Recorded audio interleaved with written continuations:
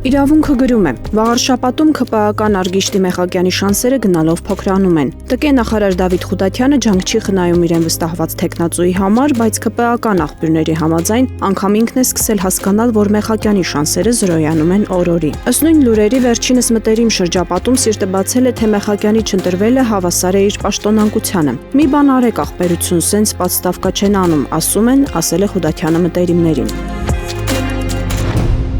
Իրավունք թերթը գրում է. վաղարշաբաթի ՏԻՄ ընտրություններին ասում են ուշի-ուշով հետևում է նախկին քաղաքապետ Դիանա Գասպարյանը։ Ավելին, վերջինս նեղ շրջապատում մի լավ ծիծաղել է ՔՊ-ի թեկնածու Արգիշտի Մեխակյանի ռեյտինգի վրա։ Ապա չարախնդացել, թե դե թող տեսնեն, որ Դիանայի հունարը ուրիշ էր, թե չէ Արգիշտի, մարզպետ։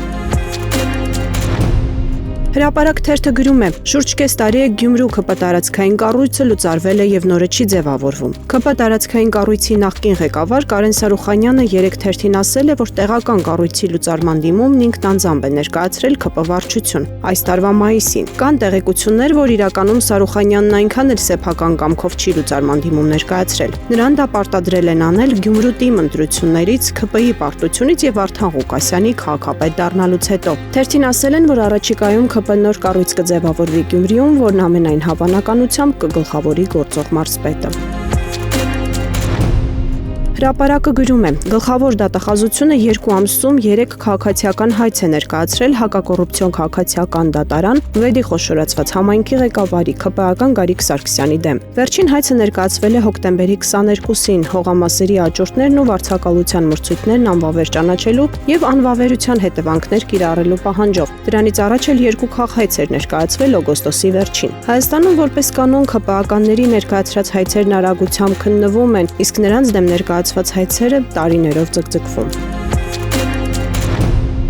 Դեռևս ապրիլին ժողովուրդը տեղեկացրել էր, որ հայրենի իշխանությունները նպատակ ունեն Հայաստանում գոյություն ունեցող բոլոր տեսչական մարմինները միավորել։ Կառավարությունը նպատակ ուներ դրանց միավորմամբ ստեղծել մեկ միասնական այսպես կոչված ուժային կոմիտե, որը կղեկավարեր մեկ անձ։ Կունենար տեղակալներ, իսկ տեսչականները կունենային իրենց տեսուչները, ովքեր լավ կվարձատրվեին ու տարբեր ոլորտներում լուրջ ստուգումներ կիրականացնեին։ Սակայն ինչպես այժմ թերթին փոխանցել են կառավարությանը մոտ կանգնած աղբյուրները, այս պահի դրությամբ կոմիտե ստեղծելու գործընթացը սառեցված է։